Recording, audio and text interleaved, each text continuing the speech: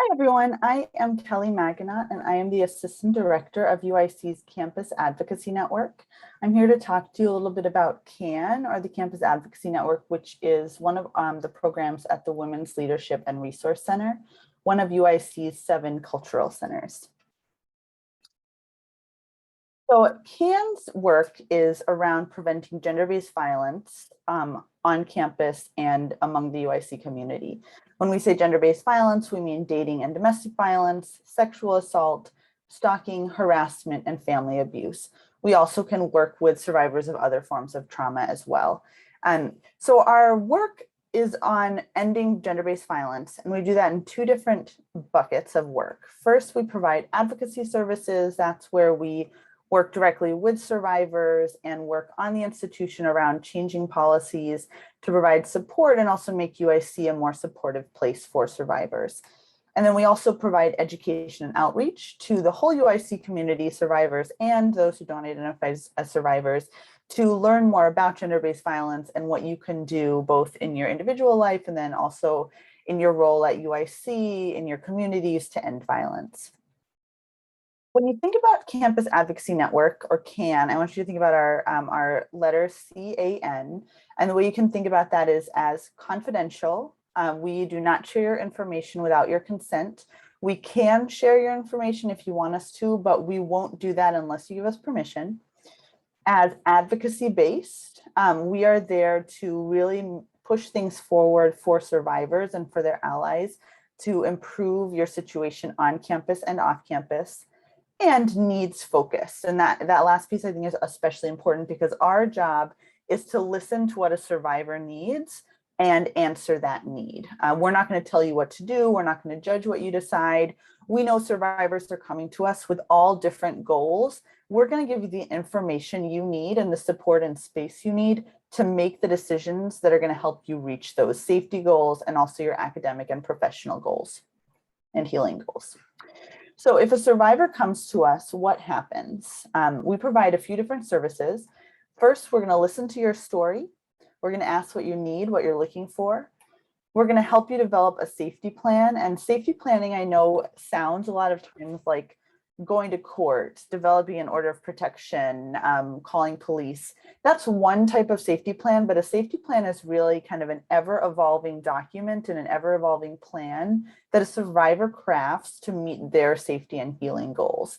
That might be as simple as thinking through people that you can call if you're in a crisis, programming hotline numbers into your phone, changing your passwords, and then it might escalate up to those larger goals, right? Of moving out of an unsafe environment, getting an order of protection, going through a Title IX process. Again, the safety plan we develop is going to be based on what you're looking for and what you need, not what we think is the best option. We're also going to refer you to campus and community resources, maybe housing, financial assistance, mental health and counseling, legal aid, and inform you of your rights at home, at work, and in class. We'll also be able to do something. So all of this, a lot of this is really what you'll see at any domestic violence or sexual assault advocacy agency. What we do that is a little different is we can also do this institutional academic advocacy. So we can work with your instructors, we can work with your advisor, your PI, your supervisor to help get accommodations you need to be successful in the classroom. We always see, surviving trauma can really affect your desire to reach your goals or your kind of plan that you come into UIC with. We want to make sure not only are you safe and healing, but also that the trauma you experience as a survivor doesn't pull you away from those goals that you came in with. And then we can also do some court accompaniment. We can accompany you to the court, to the police station, or an on-campus hearing or interview. Really, we want to make sure you know that you never have to go through any piece of this process by yourself unless you want to. And finally, if you're not a survivor, but you are a TA or you're teaching a class, or you're working with a group of students, or you talk to a colleague and you find out that they've experienced trauma or harm, you can come to us with just those questions about how to handle that disclosure. If someone tells you they've experienced violence or they are experiencing violence, and you're not sure what to do about mandated reporting, you're not sure what to do about providing resources, you can contact us and we can talk through that in a confidential way to think about what you need and what they need. So why is CAN important for graduate students?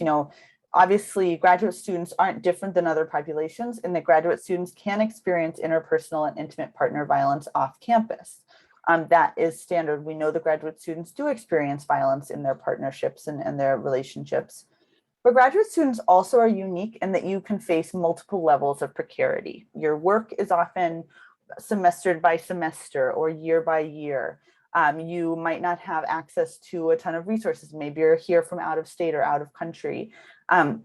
So there's these different levels of precarity and kind of tenuousness that make it very difficult to heal from trauma and to get into a safe place as a graduate student.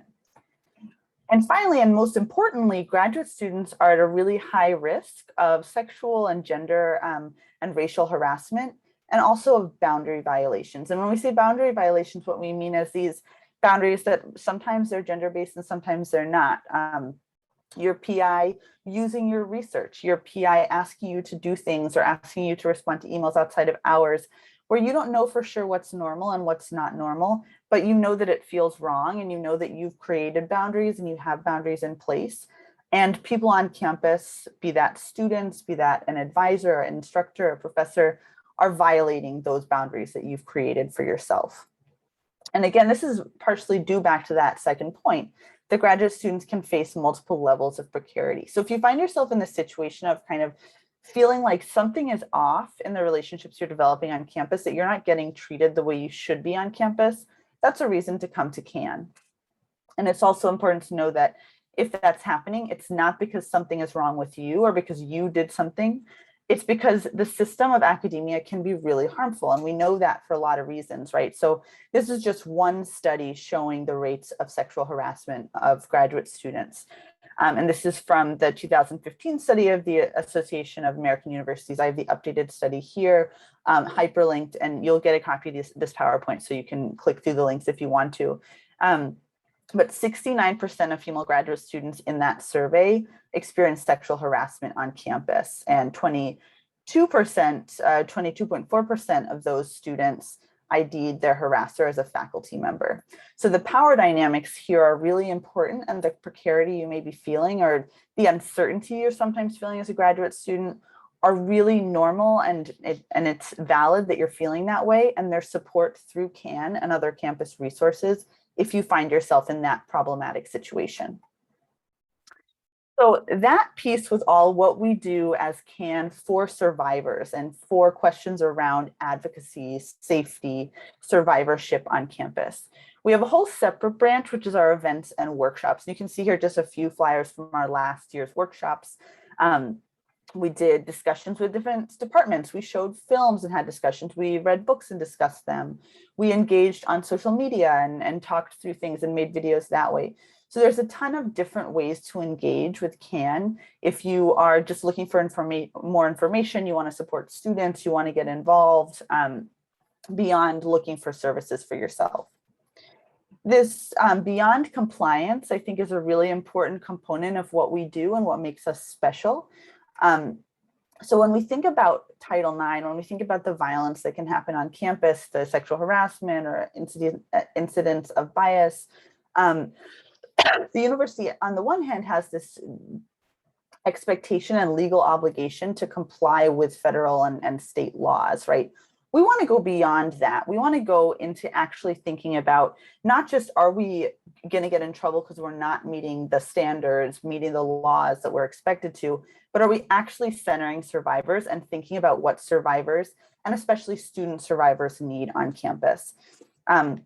So the National Academies of the Sciences, Engineering, and Medicine, or Academic Medicine, or NASM, in 2018, they put forth a really important study, which I hyperlink on that last slide as well, about incidents of sexual harassment in the sciences. And they tell us too often judicial interpretation of Title IX and Title VII, those are two policies that are in place to protect people on campus from sexual and gender-based harassment and racialized harassment.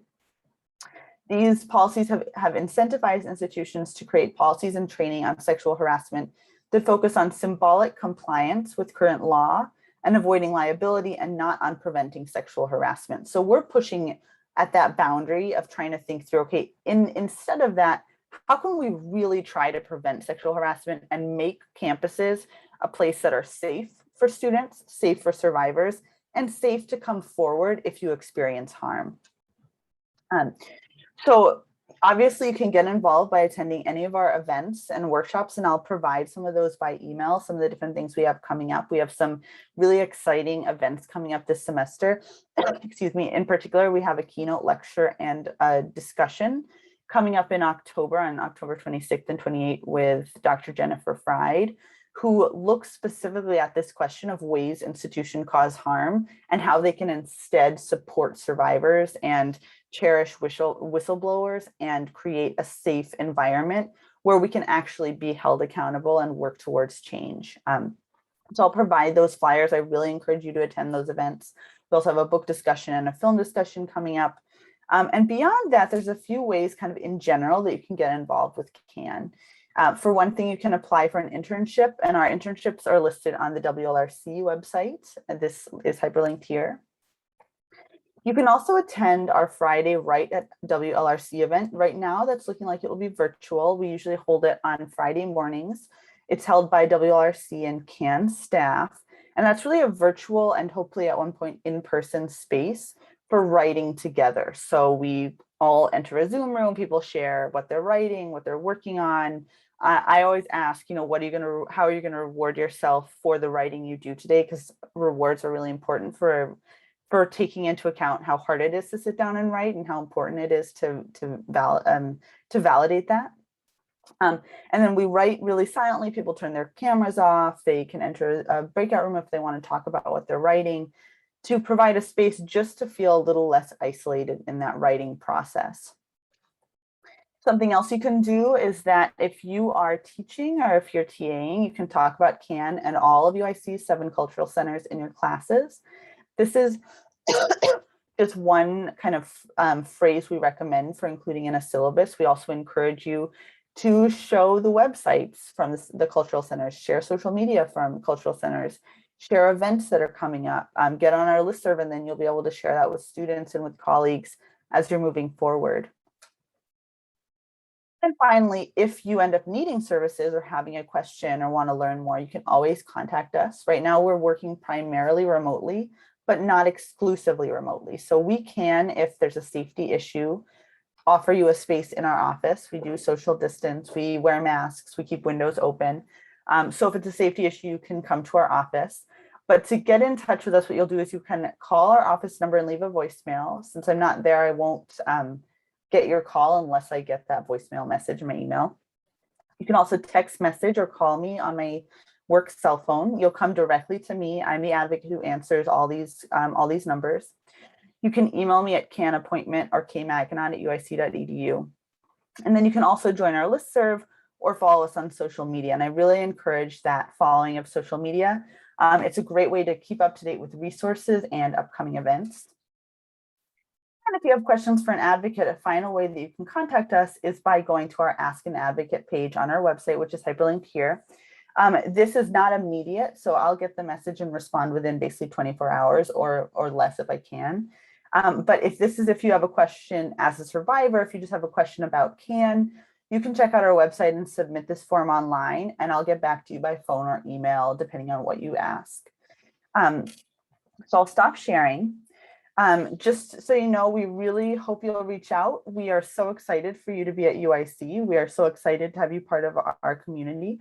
And we want you to know that even though this is really a confusing, uncertain time, and graduate school is already a hard enough time, there's resources out there and there's information out there. Come to us if anything's confusing, if you're just looking for community, if you're looking for support, and we will love to meet you and work with you throughout this year and your career at UIC. Thanks so much and have a great rest of your day.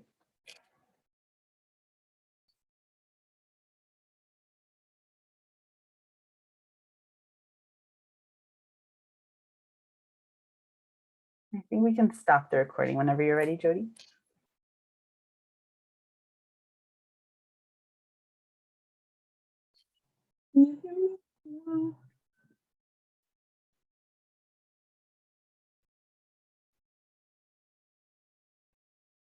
Hello?